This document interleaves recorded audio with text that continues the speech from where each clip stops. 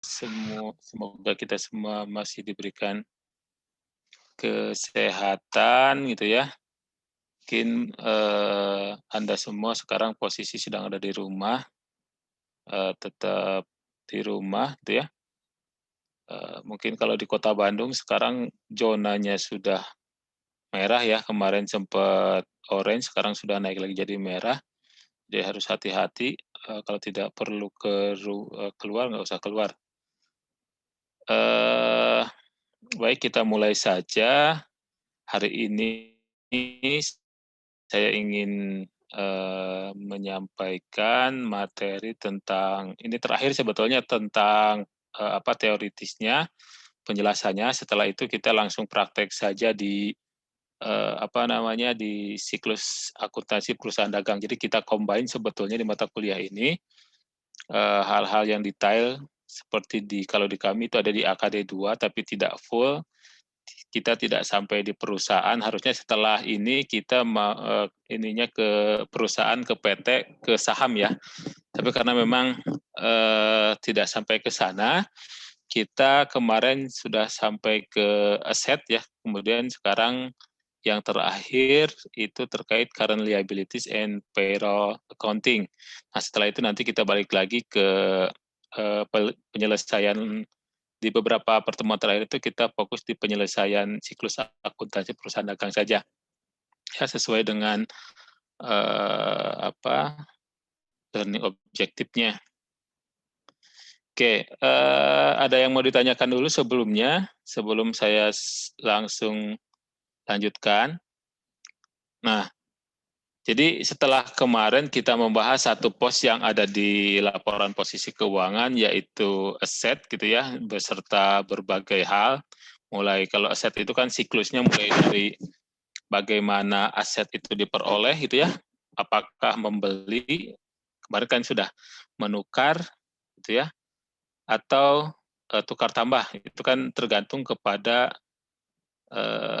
kebijakan akuntansinya, atau bisa saja sebetulnya aset itu dia ada yang namanya leasing ya, ada leasing, ada financial lease maupun operating lease.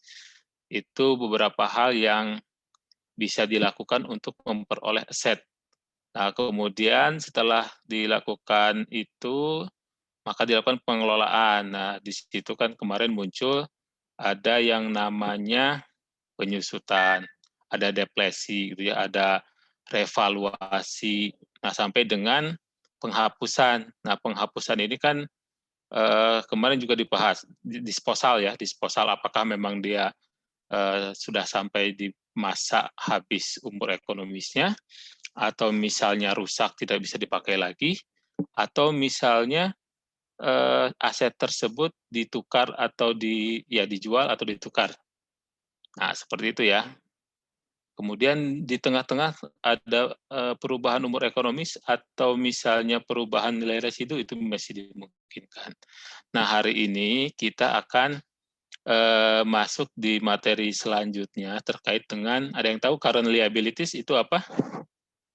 Kewajiban jangka pendek, Pak. jangka pendek. Ya, jadi current liabilities dan akuntansi untuk penggajian. Ini sebetulnya lanjutan dari pos yang ada di laporan posisi keuangan, tapi kita memang sampai di sini. Nah, kita juga tidak membahas liabilitas yang jangka panjang ya, nanti itu masuknya sebenarnya di akuntansi keuangan menengah. Nah, di sini yang ingin diharapkan learning objektifnya adalah Anda bisa menjelaskan apa itu kewajiban jangka pendek, kemudian mengidentifikasi dari berbagai jenis kewajiban itu mana yang masuk kewajiban jangka pendek dan jangka panjang. Ya, kemudian mendeskripsikan bagaimana pencatatan untuk notes payable ya. Nah, notes payable termasuk kepada current liabilities.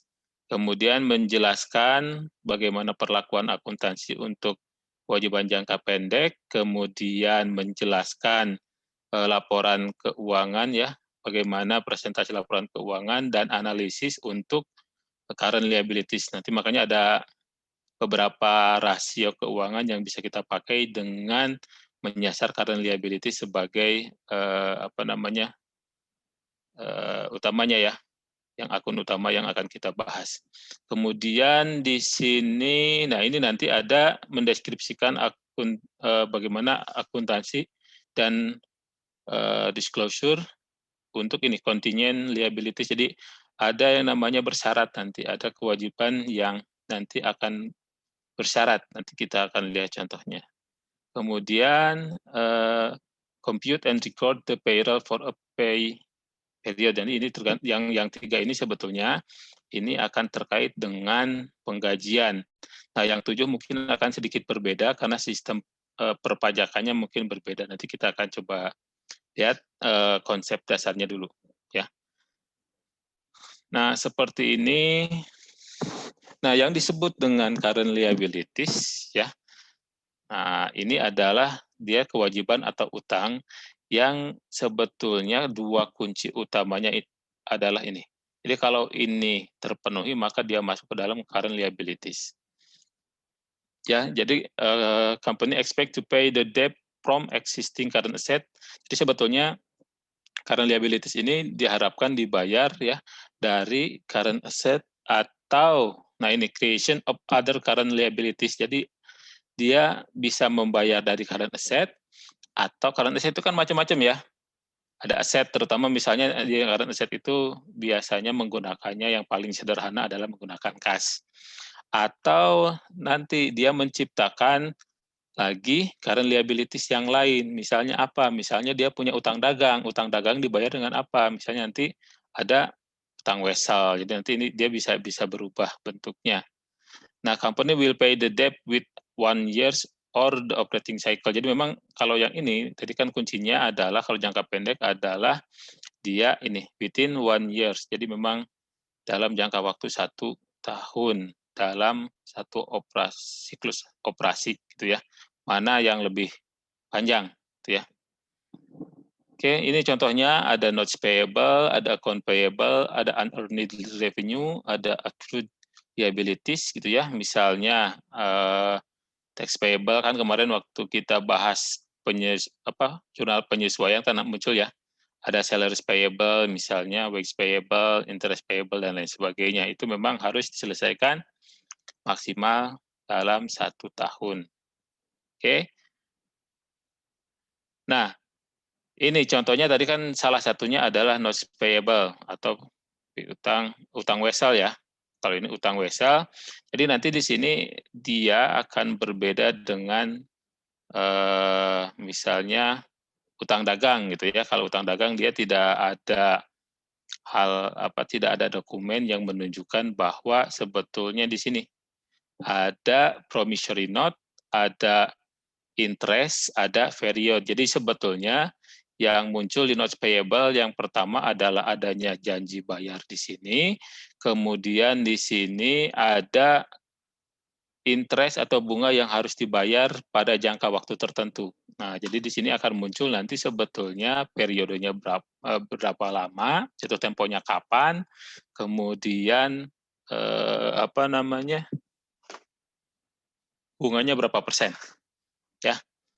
Nah, misalnya si First National Bank gitu ya, agrees gitu ya, setuju untuk meminjamkan $100.000 pada tanggal 1 September 2014. Nah, jika si Cole Williams ini kemudian dia menerima $100.000 dengan bunga 12% per tahun, kemudian nah ini jangka waktunya hanya 4 bulan ya, karena dia mulainya September sampai 31 Desember ya. Berarti memang 4 bulan. Nah, bagaimana cara untuk mencatat jurnal pada tanggal 1 September pada saat terjadinya hutang jangka pendek ini ya di sini, kemudian karena dia jatuh temponya per 1 Januari artinya dia melampaui ini tutup buku ya. Berarti nanti sebelum ada jurnal pada saat maturity date gitu ya, pada saat jatuh tempo maka harus ada adjusting di 31 Desember.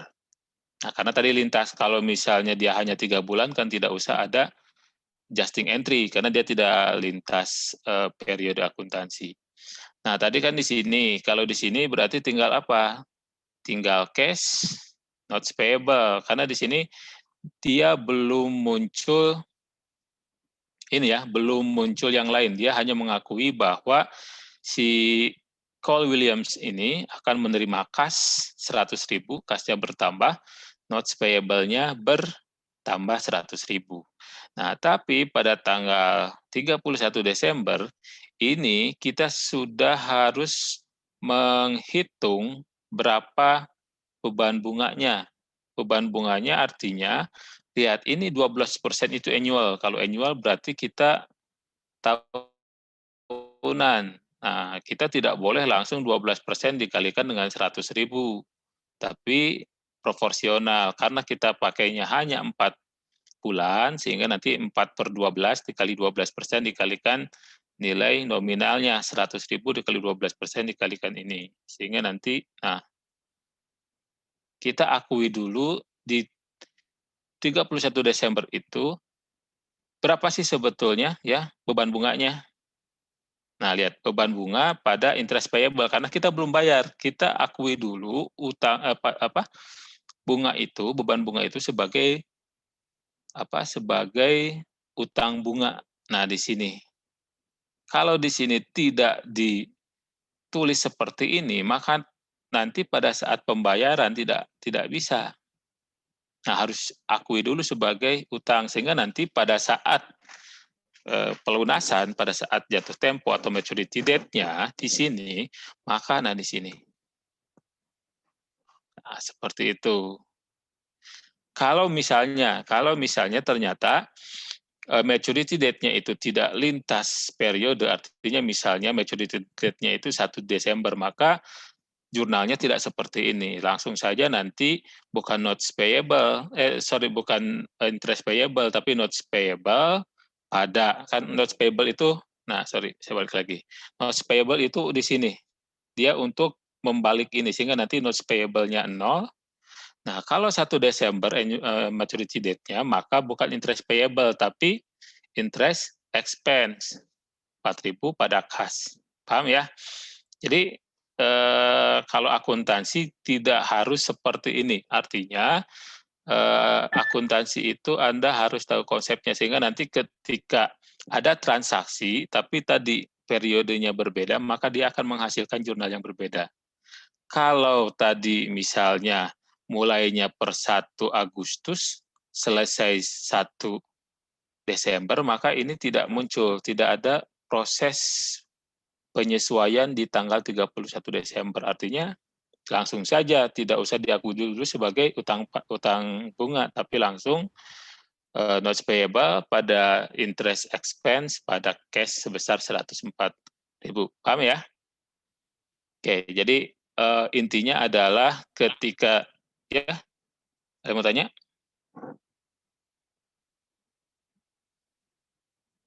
Kepencet ya?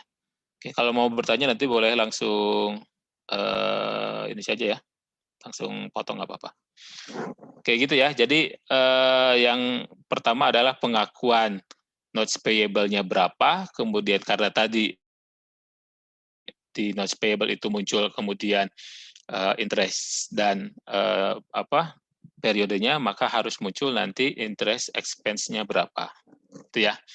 Kemudian ada sales tax payables. Sales tax payable gitu sebetulnya ini terkait dengan persentase dari penjualan ya, dari harga jual. Ini bisa kita lihat. Misalnya ini nih. Nah, jadi ini kalau ini sih sebetulnya gini. Retail collect tax from the customer, retailer remit the collection to the State Department of Revenue. Jadi ini sebetulnya kalau di kita itu seperti PPN, ya.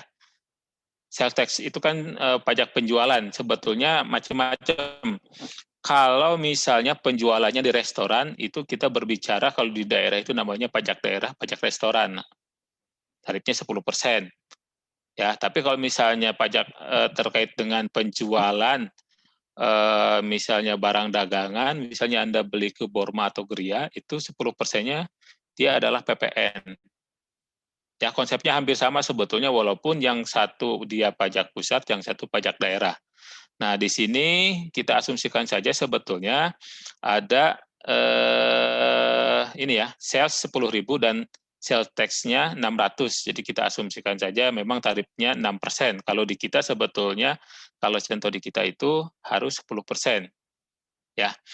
Oke, jadi kalau seperti itu, maka sebetulnya kita akan memungut, ya misalnya gini, Anda belanja 100.000 di Borma, itu Anda bayar berapa? 100.000, 90.000, atau 110.000? 110. 110 kan ya, karena 100.000-nya adalah DPP-nya, harga apa yang Anda beli, kemudian dikalikan 10% untuk PPN-nya, sehingga yang dibayar oleh Anda adalah 110.000. Nah, ini pun sama. Nah, oleh karena itu, maka nanti dia akan terima 110.000 kan, kalau di kita ya, 110.000, kemudian apa? Sales, revenue, 100.000, dan 100.000-nya apa? 10.000-nya. Nah, sales tax payable. Kenapa? Kenapa harus muncul sales tax payable? Atau kalau di kita utang pajak, misalnya utang pajak PPN atau utang pajak pajak restoran misalnya. Kenapa? Karena yang ini sebetulnya yang 600.000 atau 10.000 yang tadi kita contohkan itu bukan hak perusahaan. Kenapa? Karena si perusahaan ini hanya bertindak sebagai pemungut pajak. Ya, pemungut pajak yang nantinya pajak ini harus diserahkan kepada kas negara.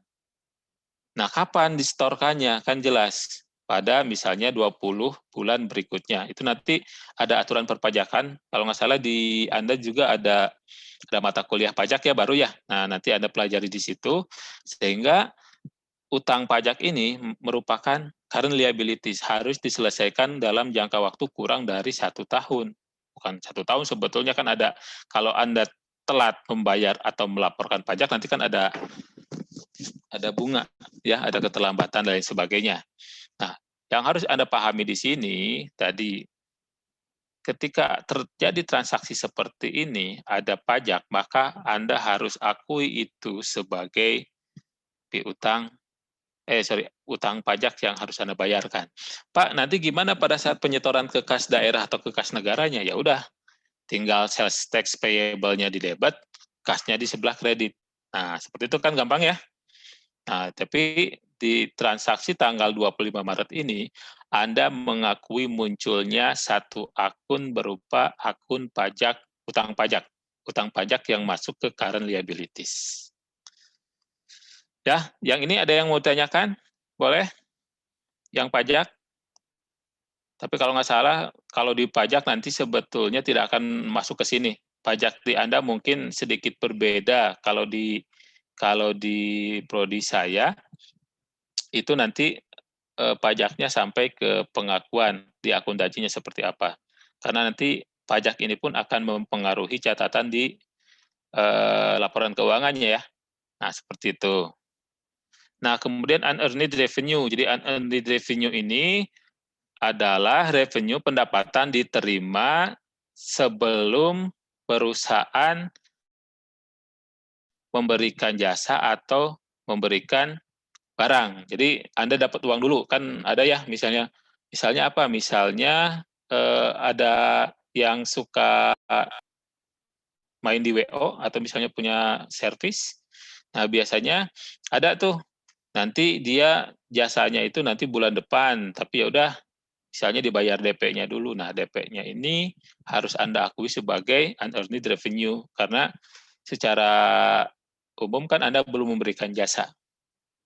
Ya, misalnya kalau contohnya di sini yang seperti itu adalah misalnya penerbangan, misalnya ada bisa nggak misalnya bayar duluan gitu ya, nanti takut habis misalnya saya mau berangkat, biasanya kalau mudik ya, mudik itu jauh-jauh hari dia udah beli, misalnya Lebaran misalnya tanggal 20 Januari, biasanya orang dari sekarang sudah membeli kan. Artinya pada saat dia bertransaksi, misalnya tergantung pakai apapun itu gitu ya, bisa pakai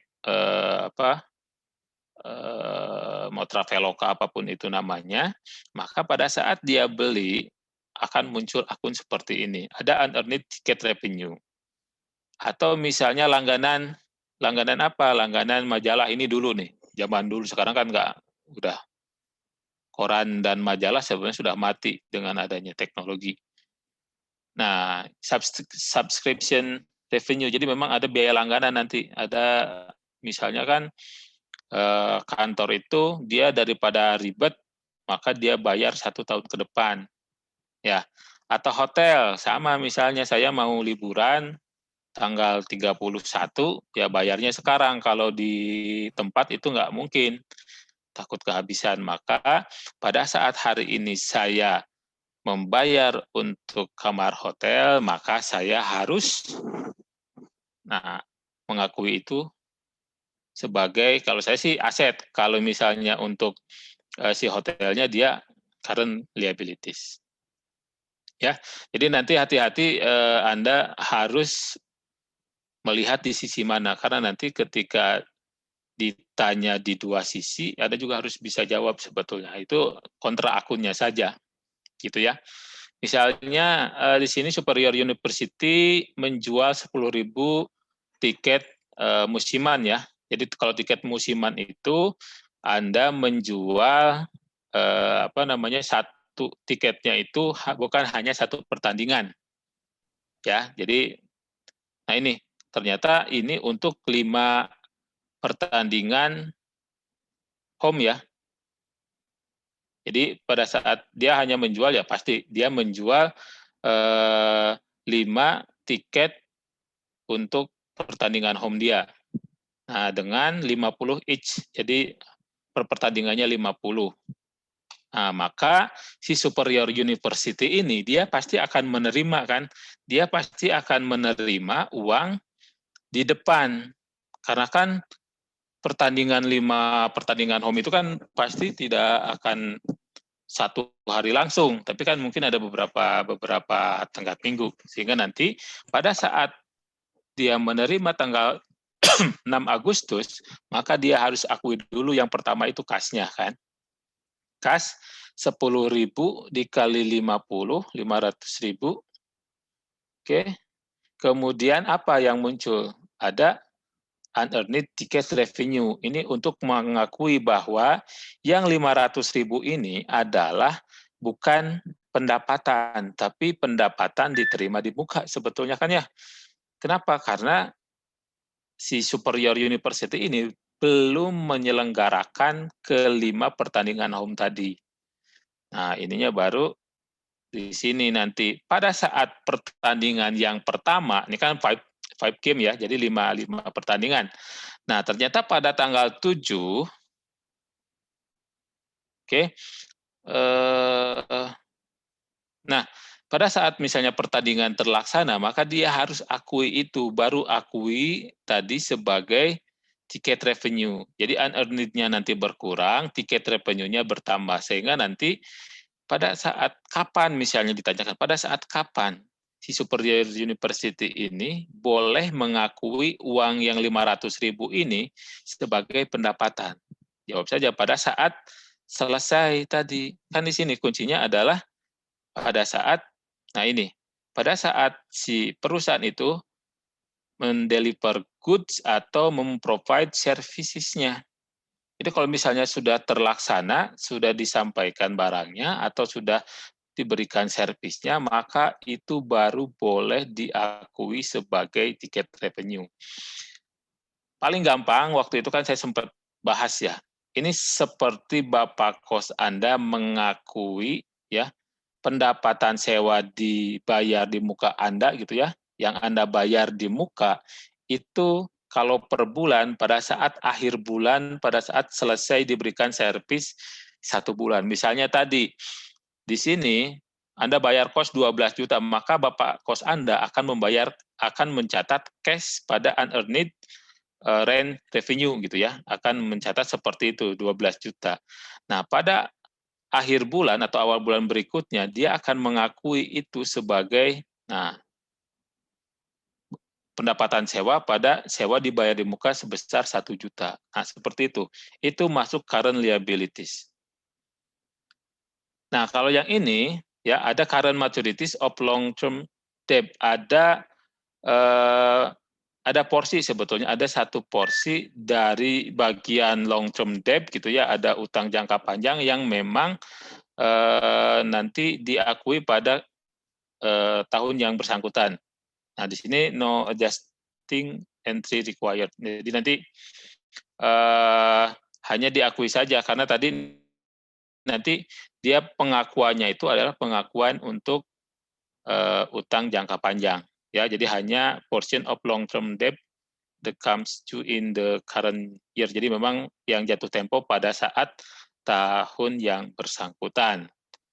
Nah, kalau dilihat dari strukturnya yang tadi dijelaskan itu, dia akan masuk di balance sheet atau di laporan posisi keuangan atau neraca. Ya, misalnya ini si Caterpillar, jadi ini alat berat ya. CAT ini kita lihat. Nah, liabilities and stockholder equity, berarti dia masuknya di sini, maka dia muncul current liabilities-nya seperti ini. Ya, apa saja misalnya contohnya ada notes payable, ada account payable, ada accrued expense, ada accrued wage, salaries, and employee benefit, gitu ya. Nah, kemudian ada tadi customer advance. Jadi kalau yang hanya sebatas uang muka, dia pun bisa membuat satu akun yang namanya customer advance. Ya, ada uang muka dari pelanggan. Ini boleh. Kemudian ada dividend payable. Dividend payable artinya dia sudah PT ya. Dia sudah PT, sudah jual saham, sehingga pada saat akhir periode kemudian ada pembagian saham dan belum dibayarkan, maka dia harus akui dulu sebagai utang dividennya berapa. Ya, kemudian baru other current liabilities, nanti kelompok yang kecil-kecil di sini. Nah, tadi yang barusan terakhir, long term debt due within 1 year. Kalau ini sebetulnya berapa utang jangka panjang yang akan berakhir dalam 1 tahun ke depan. Karena nanti si long term debt ini akan berubah menjadi current liabilities kalau kalau nanti masa periode sisanya itu kurang dari 1 tahun. Dan ini harus masuk di sini. Paham nggak maksud long term debt due within 1 year? Karena tadi dia berubah, misalnya awalnya dia minjemnya itu 2009, 2010, 2011. 3 tahun kan. Dia minjem 3 tahun pada tahun 2009. Sehingga nanti di tahun 2011 itu harus di-disclose di situ. Berapa sisanya. Kalau tahun 2009, 2010 itu dia masih masuk ke utang jangka panjang. Karena nanti sisanya kan tidak 1 tahun. Nah, karena dia masuk ke tahun yang ketiga, artinya dia jangka waktunya kurang 1 tahun gitu. 1 tahun, maka dia harus munculkan di disclose di sini. Oke. Nah, kemudian di akuntansi misalnya, ya mungkin kalau di SMK dulu ada yang namanya modal kerja, gitu ya, modal kerja. Nah, Anda sebetulnya kalau dulunya di SMK, akuntansi atau bisnis dan ekonomi itu sebetulnya mungkin sudah mengenal yang dinamakan dengan modal kerja. Modal kerja itu adalah current asset dikurangi current liabilities. Artinya kita melihat utang aset lancar kita dikurangi dengan kewajiban jangka pendek kita. Gitu ya. Nah, ini. Jadi sebetulnya bagaimana nanti kemampuan current asset kita untuk menutup current liabilities. Nah, seperti itu ya. Ini terkait dengan likuiditas. Kalau Anda lihat misalnya pada saat krisis ekonomi 98 itu kan kuncinya di liquidity sebetulnya. Bagaimana bank itu kemudian tidak bisa memberikan kewajiban jangka pendeknya karena misalnya saya berusaha untuk menarik uang. Kebayang misalnya Anda punya utang jangka pendek yang kewajibannya di undang-undang itu ketika ditagih harus dibayar, dan pada saat yang sama kesulitan keuangan, kemudian nagih semua, kan kebayang. Ada kesulitan likuiditas di situ. dia tidak bisa untuk membayar kewajiban jangka pendeknya. Karena kan gini, misalnya saya punya tabungan 10 miliar di BNI sekarang. Nah, boleh nggak saya ngambil sekarang, atau besok, atau nanti malam, boleh nggak? Boleh kan ya? Karena apa? Karena tabungan itu sifatnya adalah utang jangka pendek. Artinya, si bank harus harus memenuhi kewajibannya. Kalau saya mau ambil sekarang ya harus disediakan sekarang. Karena apa? Karena itu hak saya. Beda dengan misalnya deposito berjangka. Deposito berjangka kan di situ ada kontrak. Misalnya baru boleh diambil itu 5 tahun atau 10 tahun yang akan datang. Walaupun sebetulnya bisa. Misalnya 5 tahun tapi Anda butuh minggu depan, tapi biasanya memang ada penalti dan ada prosedur khusus. Tapi kalau tabungan, misalnya di ATM kan Anda nggak usah lapor kan, uang Anda ya udah ambil saja. Sehingga intinya adalah yang current liabilities ini harus bisa ditutup oleh current asset. Current asset-nya berupa apa? Ya paling sederhana sebetulnya kan kas ya. Artinya nanti si bank tersebut harus bisa menyediakan kas tadi. Nah, liquidity refers to the ability to pay maturity obligation and meet unexpected needs for cash. Nah, seperti ini.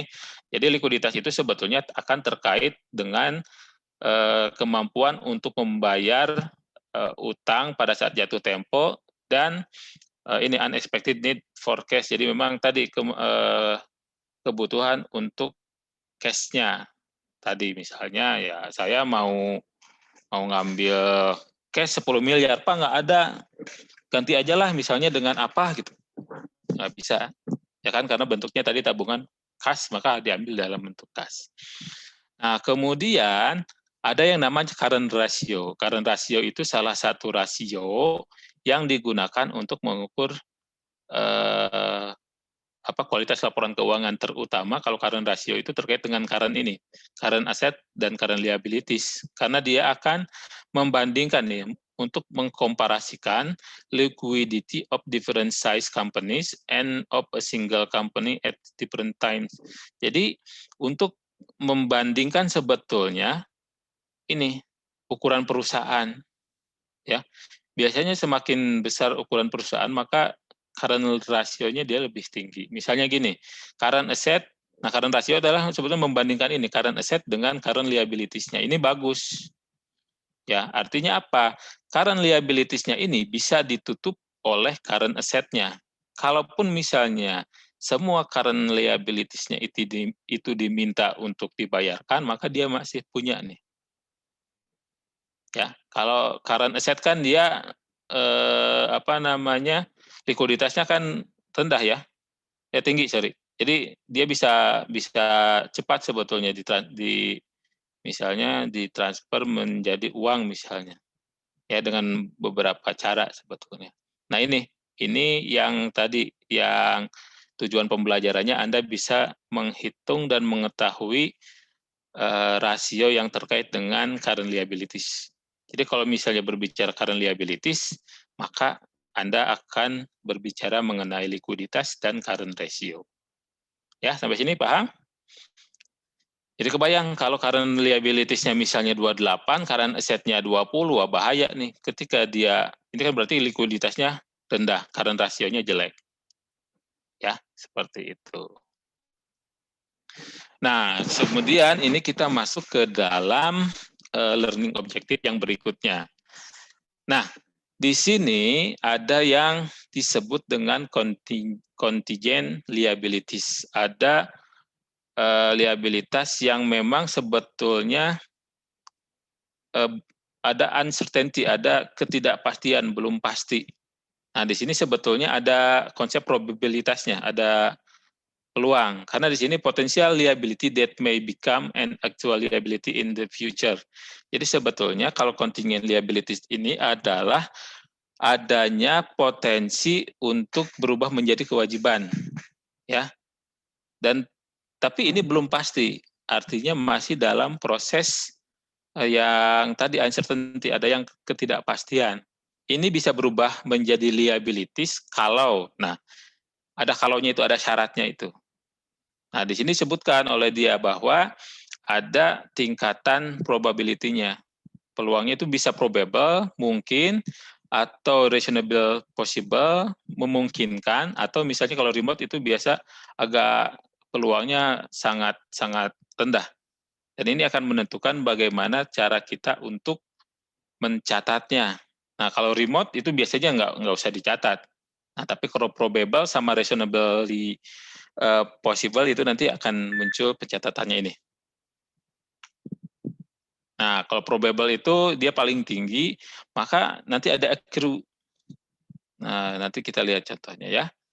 Atau footnote ini sebetulnya nanti akan terkait juga dengan kebijakan akuntansi dan kemampuan dari judgement dari si accounting-nya. Ya, kalau footnote itu dia hanya catatan kaki saja. Misalnya ada sesuatu yang harus ditandai gitu ya. Sehingga nanti ketika Anda melihat informasi tersebut, Anda sudah tahu, oh ini nanti mungkin saja gitu ya. Mungkin saja dia akan menjadi kewajiban atau utang. Oke.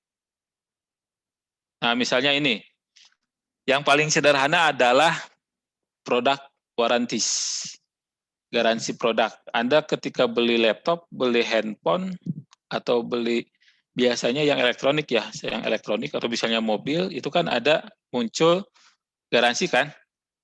Nah, garansi itu apa? Garansi itu adalah ini promise made by a seller, jadi janji dari si penjual kepada si buyer untuk membuat barang tersebut ya nanti bisa dalam bentuk defisiensi, quantity, quality, atau performance. Jadi misalnya gini, kalau misalnya terkait dengan laptop, itu kan apa saja yang dijaminkan, ya, yang bisa diklaim garansinya apa kan biasanya ada di syarat pembelian.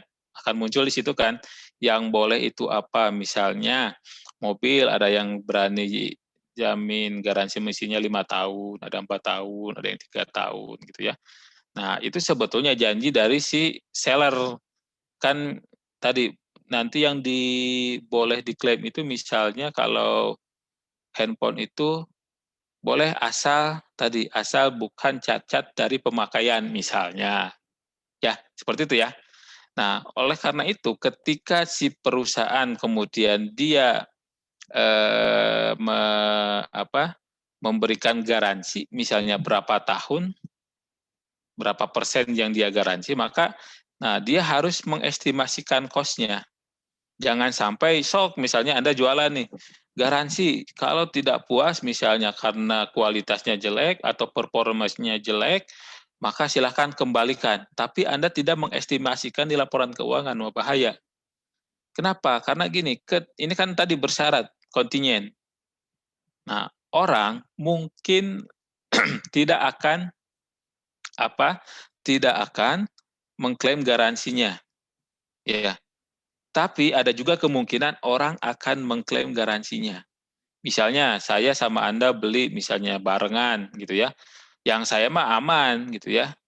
Sampai saya pakai sekarang pun tidak ada masalah dari performance, kualitas, oke semua.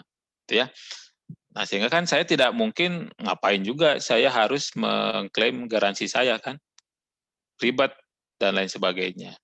Nah, kalau Anda misalnya ya baru dipakai 1 minggu ternyata misalnya layarnya udah garis-garis.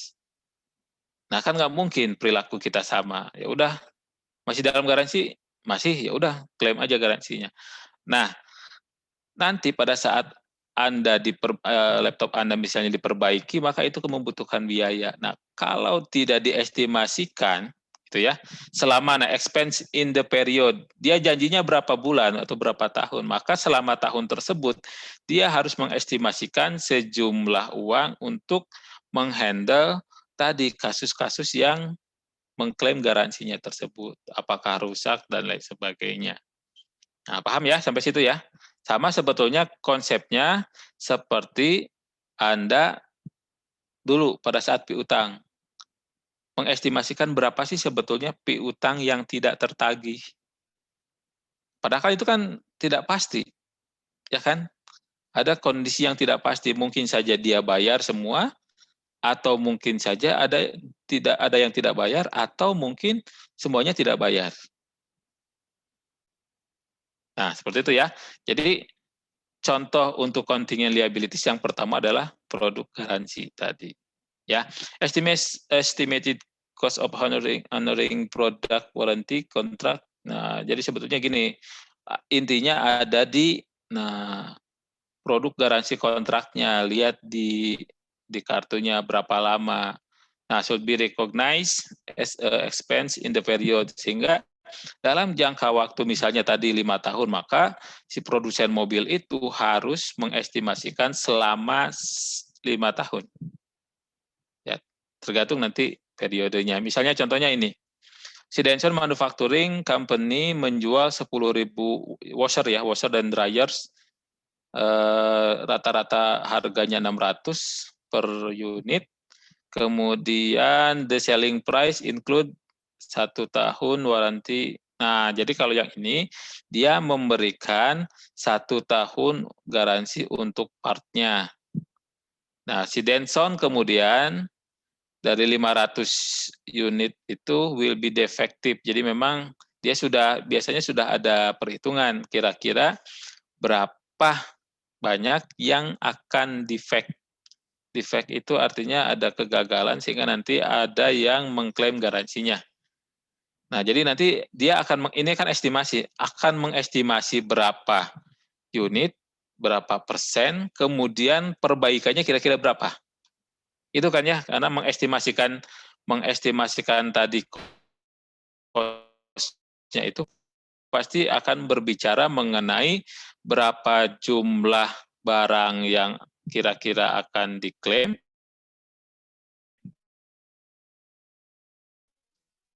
kemudian berapa perbaikan yang kira-kira bisa nanti garis, sehingga kan yang kena kan monitornya berapa dia gitu. Ya. Oke. Nah, ini warantinya 300 unit, itu total cost 24.000. Nah, kemudian ini. Nah, ini kan tadi number of unit sold, ini kan berarti di sini dia total penjualannya berapa. Nah, kemudian kita harus mengestimasikan berapa sih sebetulnya dari 10.000 itu berapa unit yang kira-kira defect-nya. Nah, mungkin bagian produksi dia tahu, oh misalnya ada standar, misalnya 5% lah, sama seperti tadi pencetakan piutang. Ya, nanti dia pendekatannya mau seperti apa. Sehingga nanti dia estimasikan 5% dari 10.000 artinya akan muncul 500. Ini kan kemungkinan ya, kemungkinan. Ini bisa di atas, bisa di bawah. Bisa saja misalnya ternyata dari 10.000 itu yang reject, yang mengklaim itu hanya 100. Atau bahkan 1.000 misalnya bisa. Karena tadi uncertainty contingent liabilities ini dasarnya adalah sebuah kondisi yang tidak pasti. Sehingga nanti, sehingga nanti ada akun yang harus mengestimasikan ini. Product warranty liabilities 40.000. Nah, inilah yang contingent liabilities-nya itu adalah ini, sebesar 40.000. Ya. Oke, paham? Nah, ini warranty expense, warranty liabilities, ya. Warranty liabilities-nya bertambah, warranty expense-nya bertambah. Nah, sehingga nanti pada saat ini kan pada tanggal 31 Desember, artinya pada tanggal 31 Desember Anda harus mengakui ini. Sehingga dalam artian Anda mengestimasikan ada utang garansi 40.000. Tinggal menunggu dari penjualan itu berapa sih sebetulnya yang efektif yang mengajukan klaim. Nah, ternyata di sini lihat 24.000 ya di sini. Nah, ini. Nah, di tahun 2014 the company ini ternyata 300 unit total cost 24.000, artinya nanti dia efektif. Warranty liability-nya dia akan didebet, kemudian di fair part-nya 24.000. Sehingga nanti di buku besarnya itu warranty liabilities-nya tidak lagi 40.000 ya, 40.000, tapi nanti sisanya tinggal 16.000 karena dia sudah dipakai nih. Oke. Ininya apa Pak? Ya karena tadi dia janjinya adalah garansinya adalah untuk parts, maka di sini munculnya harus repair parts. Ada perbaikan parts-nya di sini. Nah, kemudian diasumsikan si company ini replace 20 defective unit pada Januari 2015 dengan average cost 80.000. Nah, in parts and labor. Jadi, nah di sini 80 kali 2 80 kali 20 1.600 sudah gitu. Jadi ini akan terus berkurang. Ya, ini akan terus berkurang selama dia tadi ada pembeli yang mengajukan garansi. Seperti itu. Dan ini akan berakhir ketika apa? Ketika dia masa garansinya habis. Ya misalnya kalau dia garansinya 2 minggu, berarti nanti 2 minggu setelah itu ini akan dihapuskan, balik lagi nanti 0. Itu ya. Karena apa? Karena nanti cut off-nya itu pada saat periode garansinya. Nah, ini yang terakhir terkait dengan payroll. Payroll itu terkait penggajian. Nah, ini ada perbedaan sebetulnya, ada yang salaries, ada wage. Ya kalau salaries ini sebetulnya manajerial, administratif, sales personnel. Jadi ini contohnya adalah dia cirinya dibayarkan secara reguler ya, baik bulanan maupun tahunan. Nah kalau yang ini wage itu store clerk. Jadi ini di sana ada pembagian seperti ini, factory employees, manual laborers. Nah ini biasanya rate-nya itu per jam. Ya misalnya kan banyak, misalnya contohnya itu kemarin cerita misalnya teman saya itu dia pada saat kuliah di luar itu dia ini kerja dan dibayarnya per jam, dan dia memang bukan di manajerial, dia memang misalnya hanya bagian tertentu sehingga dia bayarnya per jam. Nah ini maksudnya di sini ya. Kemudian di sini untuk menentukan payroll itu, yang pertama ada gross earning. Gross earning itu adalah pendapatan kotornya. Artinya kalau di kita itu dipajak misalnya untuk menghitung penghasilan bruto itu kan dia harus memperhitungkan berbagai komponen yang dia terima. Misalnya dari gaji, bonus, lembur, tunjangan-tunjangan. Nah ini masuknya di sini kalau di Indonesia. Kemudian ada pengurang, payroll deduction. Deduction ini banyak sebetulnya kalau di pajak ya, ini saya balik lagi ke pajak, karena pasti akan dihitung pajaknya, pajak PPh pasal 21, maka akan muncul biaya jabatan dan misalnya keikutsertaan dalam jaminan kesehatan dan kematian. Nah ini akan menjadi, nah kemudian dikurangi lagi dengan PTKP. Ya, kalau di kita ada yang namanya penghasilan tidak kena pajak. Nah baru diketahui NP-nya atau take home pay-nya. Ya, take home pay-nya berapa? Artinya dia harus dikurangi dulu gross earning-nya, kemudian dikurangi, dikalikan dengan tarif PPh-nya, baru nanti nah yang pendapatannya kemudian dikurangi dengan pajak, itulah yang disebut dengan take home pay-nya. Oke, ini contohnya saja sebetulnya ya, kalau gross earning misalnya, ini kan jam kerja dikalikan dengan rate-nya ya, misalnya 1 jamnya itu 12, ini kan gampang lah, tinggal berapa dia kerja, berapa tarifnya, selesai. Itu ya. Nah, ini kalau ini saya nggak akan jelaskan, kenapa? Karena ini sebetulnya adalah kebijakan yang ada di sana. Jadi kalau yang ada di kita sebetulnya yang pertama itu ada biaya jabatan 5% dari penghasilan bruto, kemudian ada juga yang ini, ada juga yang tadi iuran kematian, kecelakaan kerja yang jam sostek seperti itu ya, itu ditetapkan oleh undang-undang dan besarnya itu juga ditetapkan, sehingga nanti ini akan menjadi pengurang si payroll-nya di samping potongan lain. tapi potongan yang resmi oleh negara yang tadi. Ya, pegawai tetap yang mendapatkan penghasilan, maka dia wajib untuk dikurangi 5% untuk biaya jabatan plus keikutsertaan tadi. Oke, ini tidak usah diinikan, tapi konsepnya sama. Konsepnya sama. Nah, ini kita ada yang namanya pajaknya itu ada PPh pasal 21 untuk nanti ada belajar mungkin ya. Saya kurang tahu juga di di kurikulumnya. Yang jelas ketika kita berbicara mengenai penghasilan pegawai dan dia subjek pajak dalam negeri, maka dia harus dikenakan PPh pasal 21. Kalau dia wajib pajak luar negeri, dia masuk di PPh pasal 26 dan tarifnya berbeda. Ya. Kemudian tadi terkait dengan federal income dan state income. Ini sebetulnya kalau di kita ada yang namanya pajak pusat dan pajak daerah.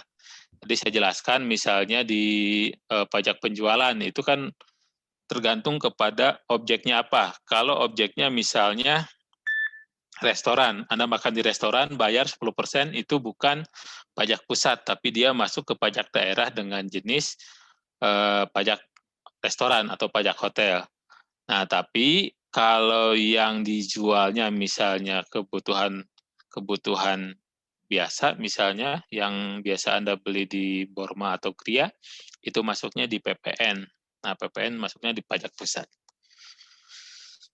Oke, nah ini sebetulnya konsepnya sama, nanti gross earning-nya tadi berapa total pendapatan Anda ya yang berasal dari gaji, dari bonus, dari dari lembur misalnya, atau dari tunjangan istri, tunjangan beras, tunjangan apapun itu yang diberikan oleh perusahaan masuk di gross earning, kemudian payroll deduction-nya itu nanti akan dikurangi dengan tadi, ya sehingga nanti ada net pay-nya. Oke, ini tidak usah ini karena ini terkait dengan kebijakan yang ada di sana. Tapi yang jelas, nah di sini akan muncul sebetulnya gini. Nah, nanti ada salaries and wage payable, ini adalah total yang harus dibayarkan oleh perusahaan, tapi di sini akan muncul sebetulnya ada salaries and wage payable, ada kita kelompokkan saja lah, misalnya ada utang pajak, misalnya tax payable. Tax payable-nya itu adalah tax payable-nya itu di PPh pasal 21.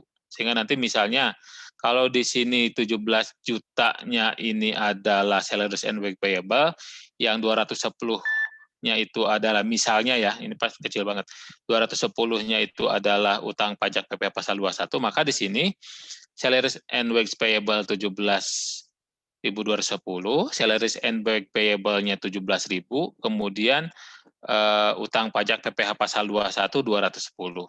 Nah, seperti itu ya.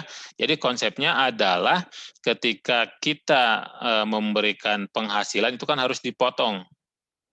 Ya, hati-hati bukan dipungut, dipotong. Artinya ketika si karyawan itu menerima 10 juta, maka dia tidak akan diberi 10 juta, tapi Anda potong dulu berapa persen. Sehingga misalnya, ini saya hitung, nggak hitung sebetulnya, kotor saja. Yang gampang misalnya ternyata setelah dihitung, dari sejuta itu 150.000 si pajaknya, sehingga nanti salaries and wage payable-nya itu tetap 10 juta gitu ya. Kemudian salaries and wage payable-nya itu nanti dikurangi 10 juta dikurangi 150. Misalnya sejuta dikurangi 150 850. Nah, yang 150.000 lagi adalah utang pajak PPh pasal 21. Nah, bayang ya, jadi ada yang namanya kalau di pajak itu ada pot-put, ada potong, ada pungut. Kalau potong, tadi misalnya PPh pasal 21, ketika dia gajinya 1 juta, dia tidak akan menerima 1 juta, tapi misalnya 850 plus bukti potong 150. Beda dengan pungut, kalau pungut misalnya PPN, Anda belanja 1 juta, ya, tapi karena dia objek PPN maka Anda bayarnya 1.100.000 karena itu dipungut. Artinya dia menambah dari yang seharusnya dia bayar. Kalau potong dia akan menerima kurang dari apa yang seharusnya dia terima. Konsepnya di situ.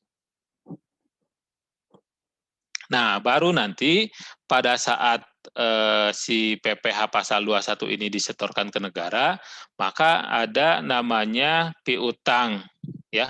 Ada yang namanya bukan piutang, dia di debatnya itu balik utang pajak PPh pasal 21 pada cash. Nah, itu pada saat dia menyetorkan ke kas daerah atau ke kas negara. Oke? Oke, ini tidak usah, ini teksnya nggak usah dijelaskan.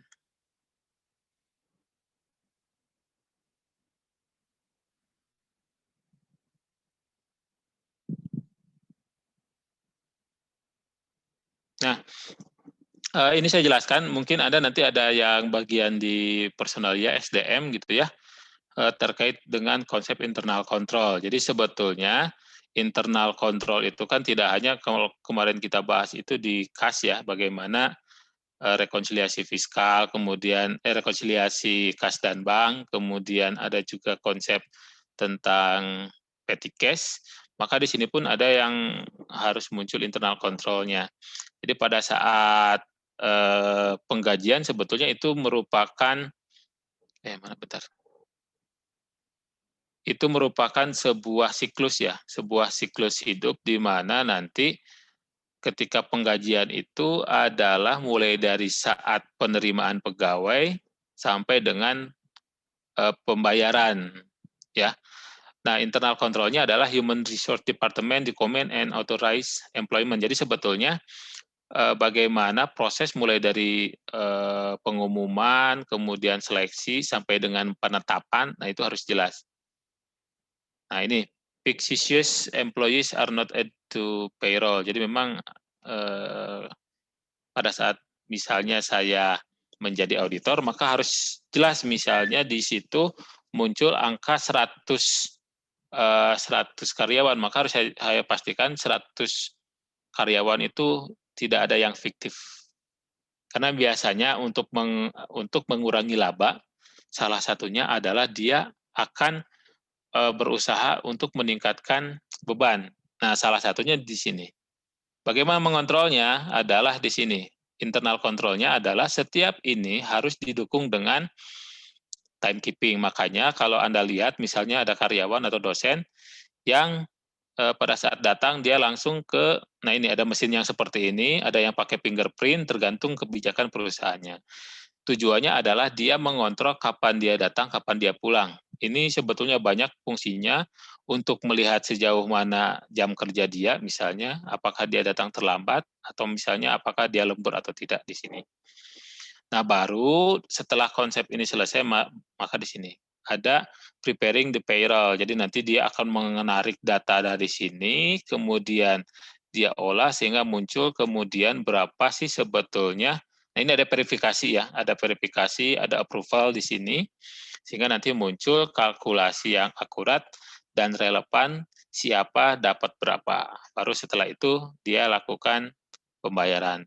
Dulu manual ya, dulu kalau misalnya Bapak dan Ibu Anda pegawai, misalnya PNS tahun 90-an, maka dia pada saat tanggal 1 itu akan datang ngambil dalam amplop coklat gitu ya, dalam amplop coklat, saya ingat betul kalau orang tua saya dulu seperti itu.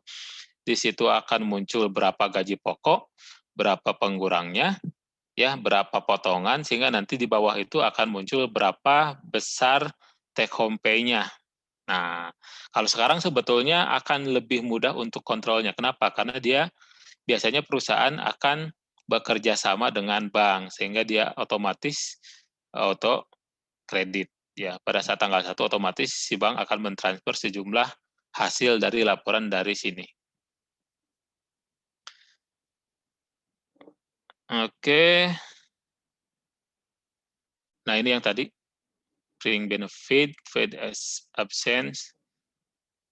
Ya, ini sebenarnya kebijakan dan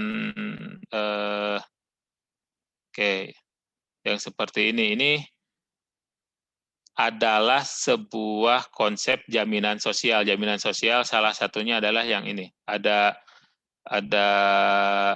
perlindungan sosial, ada jaminan sosial. Nah, jaminan sosial biasanya kalau orang yang memiliki kemampuan finansial yang bagus, dia akan ikut ke dalam program-program seperti ini. Misalnya, kalau PNS kan gampang sebenarnya, otomatis dia akan masuk ke dalam program ini. Sehingga nanti pada saat selesai pensiun, maka saya akan mendapatkan ini uang pensiun yang berkesinambungan. Tapi ada dua jenis sebetulnya, ada yang dibayarkan sekaligus, ada yang diterima berkesinambungan. Ini tergantung kepada perjanjian di awal. Atau misalnya ini ada asuransi kesehatan atau asuransi jiwa. Ini tergantung kepada dari kebijakan perusahaannya, ya. Jadi seperti itu untuk hari ini terkait dengan current liabilities.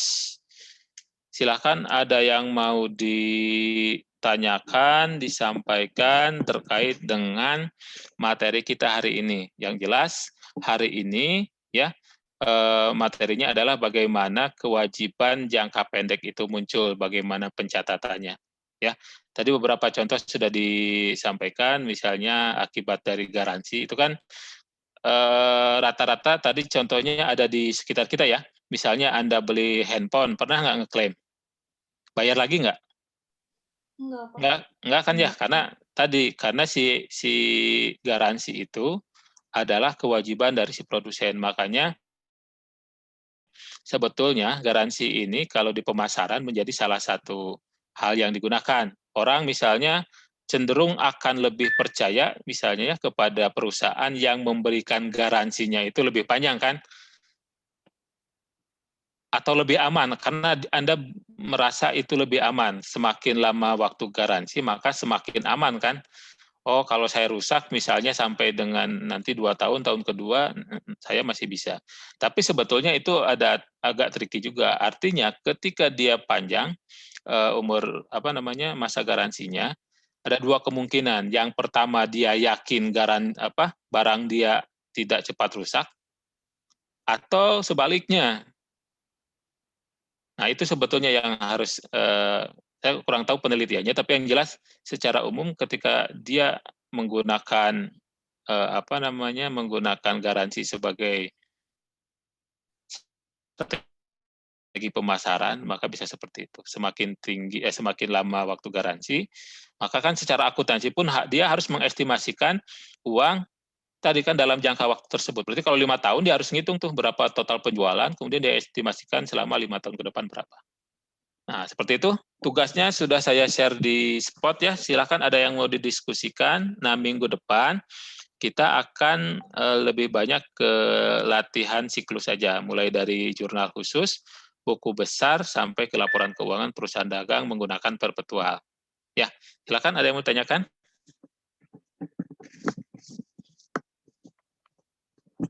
Boleh, saya tunggu.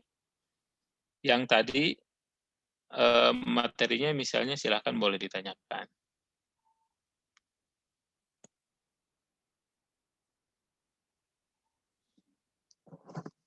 Halo? Ada yang mau bertanya? Oke, presensi sudah di-share ya? Udah. Oke, kebayang materinya? Simpel sebetulnya kalau ini tadi beberapa materi kan sudah disampaikan pada saat kita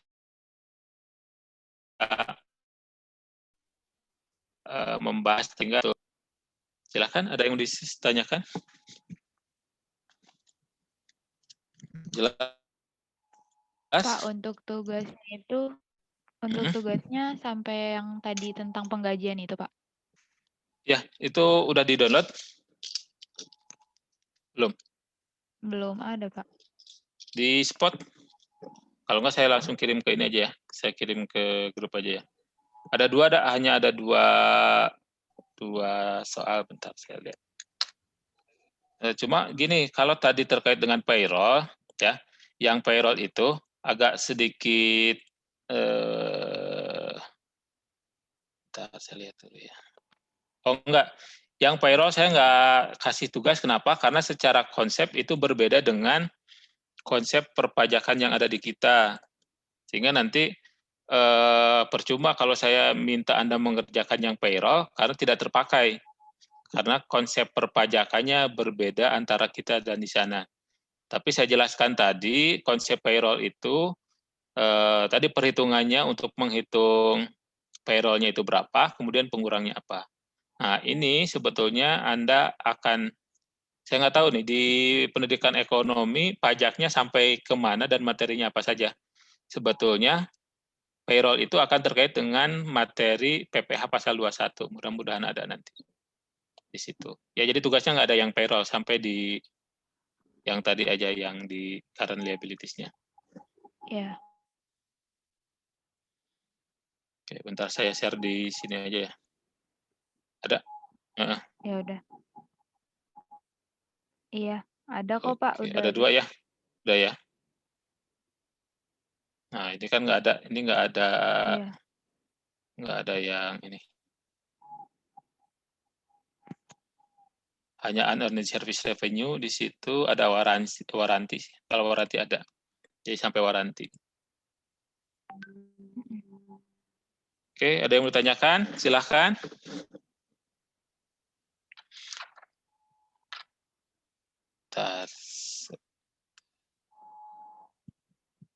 Yang ini ya.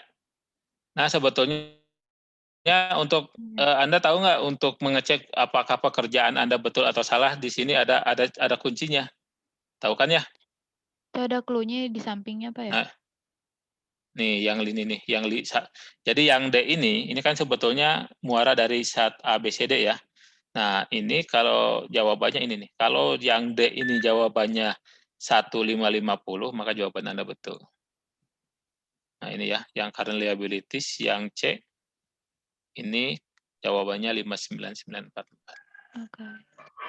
Ya, jadi tugasnya ini ya, tugasnya hanya 2 soal, ini terkait dengan yang tadi dijelaskan. Count from GIGO. Nah, ini pakainya perpetual inventory system ya, jadi jangan pakai yang periodik.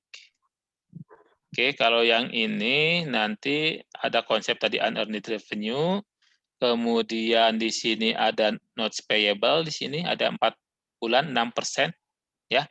Kemudian di sini, nah ini ada advance payment.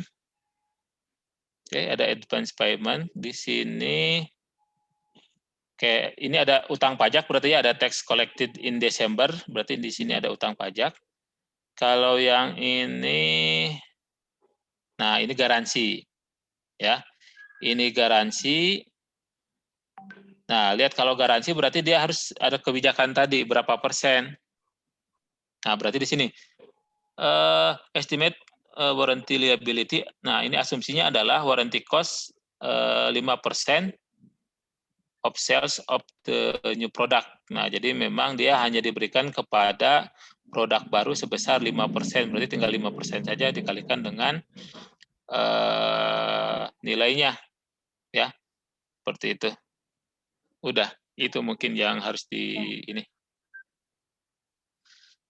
Oke, silakan, ada yang mau ditanyakan terkait dengan pertemuan hari ini?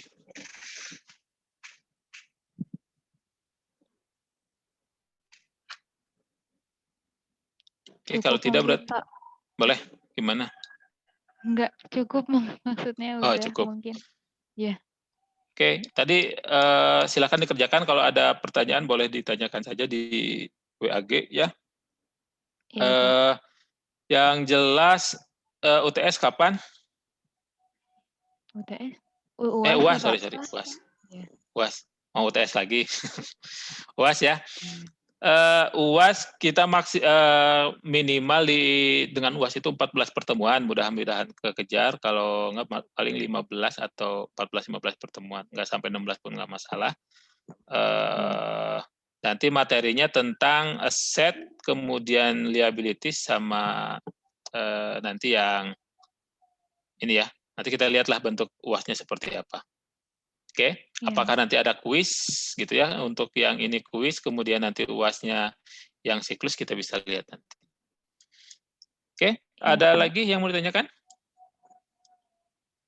Cukup Nggak ya, ada. silahkan Iya, cukup. dikerjakan tugasnya, kemudian saya kasih waktu sampai jam 7 di tanggal 14, artinya ada 1 minggu untuk mengerjakan.